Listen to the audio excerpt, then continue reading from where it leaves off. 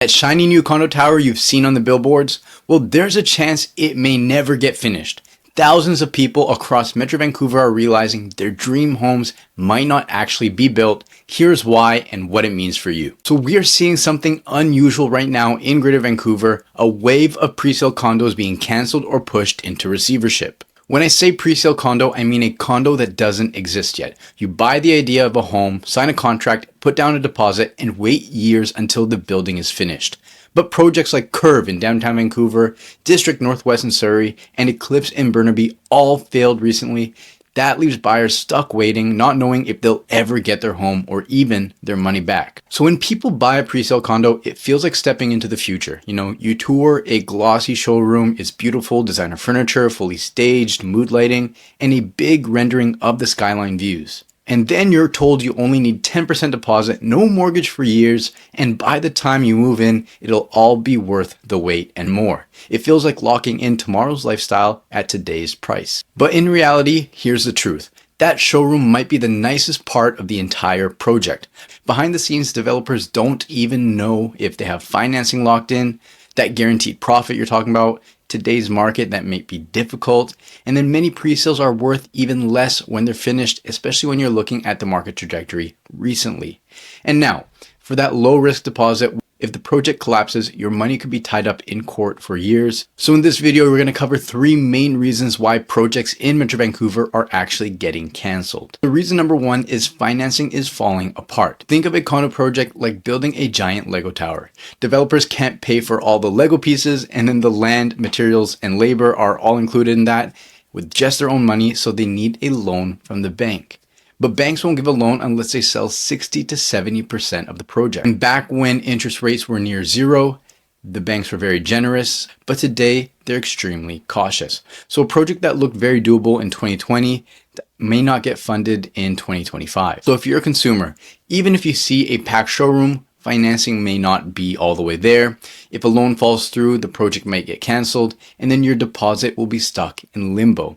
But the big takeaway here is you want to make sure that you're working with a reputable developer that has really deep pockets or really good access to financing, and that the project's sales velocity, so how many units they're actually selling, it looks like that they will be able to reach that 60 to 70% mark. Okay, so reason number 2 is rising costs. So imagine promising to sell a pizza for $15, but by the time you bake it, the ingredients cost $20. You lose money every single time you make one.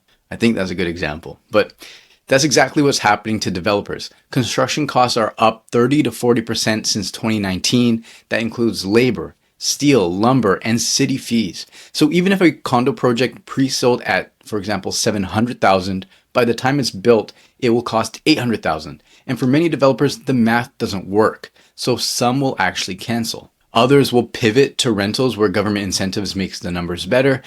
This just happened to a few buyers of mine in Surrey Central. I can't say what project it is yet because it's not public, but they have just canceled the project. I'm working on getting the deposits back, and the build is actually pivoting to a fully rental building. So consumer takeaway, a pre-sale you buy today may never be built. And if it is, the quality may be cut to save costs. And then reason number 3 is market uncertainty and oversupply. So Metro Vancouver had 17,000 homes for sale this summer, the most in years, and developers see that and they worry because will anyone even want these condos in 3 years? CMHC estimates around 3,500 brand new condos will be unsold by the end of 2025, and that is oversupply. Developers don't want to risk building in a soft market. So that's one thing you have to be cautious of. Make sure you're getting a good price because you could be ending up paying more for the pre-sale than what it's worth when it finally completes. So those are the 3 main reasons, but let's talk about a few more hidden risks that nobody talks about. First of all, deposits. They're held in trust, but they're tied up in court potentially for years if receivership happens, rarely, not 100% returned. There's going to be lost time. So even if you do get your money back, you're going to lose on what we call opportunity cost. So you've lost years of opportunity to buy elsewhere or have that money sit in a savings account or invest it where it can earn you some revenue. Next is assignment sales. So an assignment is where you decide to sell the contract of your pre-sale before it's actually built. So you're not selling a physical product, you're selling a piece of paper, assigning the rights of that contract to another buyer. That's why it's called an assignment. And right now, flipping contracts is extremely weak. There's so much competition. Right now, the market is flooded with assignments, distressed sellers that are cutting their prices, taking a loss because they don't want to lose their deposit. So if you're trying to make a profit, you're competing against these kinds of people. And then also the supply of the developer, and they're constantly adjusting their prices. It is a gong show right now in the assignment market. And then there are insurance limitations. So deposit insurance doesn't cover delays, lost opportunities, or legal costs. And then some buyers overlook a lot of important things such as legal fine print. So developers can delay, they can change layouts, even cancel outright. So it's always important to get a lawyer or a realtor to review. Tax implications, so 5% GST applies to all new builds. Right now, they have some new government incentives for first-time home buyers. So be sure to look into those, work with your realtor or mortgage broker. But cancellations can complicate your rebate and if you're applying for a GST rebate. So then there's the lifestyle versus investment trap. With the high fees, negative cash flow is so common in these pre-sales, especially the ones that were sold 2 or 3 years ago and are completing right now. And then like I mentioned earlier, there are government shifts. So there are a lot of rebates and incentives for developers to build rentals right now. So if the projects are no longer profitable or they don't sell enough, cities are converting projects into rentals midstream. Another factor is investors. There are huge investor pools that are buying these pre-sales. Investor demand has totally cooled. Foreign buyers are essentially gone, or it's just so expensive for them to purchase this type of product. Then there's shiny object syndrome. Resale homes are often better value and they're more stable. But once you walk into a pre-sale center and you see how beautiful it is and how nicely finished and staged it is, you can easily fall in love with it. And then lastly, who benefits from cancellations? Well, homeowners. There's less competition. Renters, because there's more rental supply. The only people that lose are pre-sale buyers. So now it is so important to protect yourself. So here are some buyer strategies to protect yourself when purchasing a pre-sale. So first of all, research developer track record. If you know they've built dozens of projects in many different markets, you know they have good relationships with construction workers, trades, financing. Next, ask about financing. Never assume that it's secured, and get the details on financing. What percent sold is the project? How many more units need to get sold? How many units need to get sold for their financing requirement? What happens if they don't reach their financing requirement? Do they have a backup plan? Will they leverage other projects? Next, which is really important, is you need to compare pre-sale and resale, because typically the prices of a pre-sale is dictated by resale. And if pre-sale prices are way higher than resale, that just means that's the amount of appreciation you need in 2 to 3 years to make even a profit or just break even. So it's important to look at the pre-sale price versus the resale price. The other side of that coin is if the pre-sale price is below resale right now, it is a very good sign that that pre-sale project could offer a really good opportunity, because you're getting into a brand new product 3 years in the future for cheaper than what homes are selling for today. One of the important things I look out for when I'm working with pre-sale buyers. And then lastly, beware of flashy incentives. The developers will do anything except drop their prices. So they'll offer incentives. So like it could be a rental guarantee, or they'll include a car with your purchase. They'll give you big decorating allowances, which is better, but just be aware of different ways that a developer is decreasing their price without actually decreasing their price. Now, sellers, how to compete with the pre-sale developers, especially if you're assigning your contract. Highlight certainty.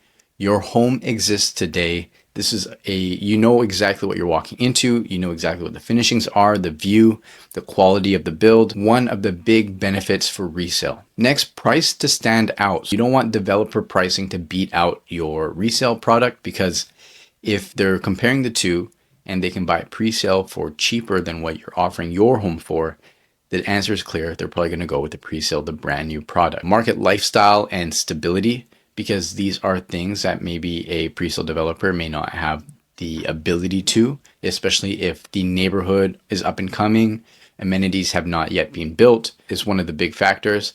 And then offer flexibility to cover costs, allow rent back, closing dates. These are the types of things you want to be able to be flexible with these buyers so that you can incentivize them to come work with you. So now in summary, who should and shouldn't buy pre-sale right now? Pre-sales will probably work for long-term investors, especially if you have cash and you're getting a good price on brand new product. Buyers who value brand new above everyone else. And I'm not one of these people, but I've worked with so many buyers. They just want something brand new, know that nobody's ever lived there. You're fully covered under warranty, so you don't need to worry about major fixes. I'm definitely the type of person that would rather purchase resale and fix it myself. That being said, I have purchased pre-sale before and been super happy about it. And then lastly is people living in flexible living situations. So there's no urgency to get into a product that is built right now. Maybe you're still saving up money and you had a really good opportunity to pick something up. This is who pre-sales would work for. Now, pre-sales are risky for first-time home buyers that need certainty because you don't know when you're going to move in, what it's going to look like, what the neighborhood is going to look like, what kind of view you're going to have. There's just so much uncertainty. There is a huge level of certainty that comes with walking into a resale home and knowing this is the exact unit that you're buying. You know exactly what finishings there are, what view you have, where the rooms are, black and white. So next, families that are tied to school catchments. If you're targeting specific school areas, sometimes you may not have the right pre-sale selection in those neighborhoods, so you're pretty much better off targeting resale product. And then anyone who's financially stretched thin. You know, you have these deposits that you have to put forward.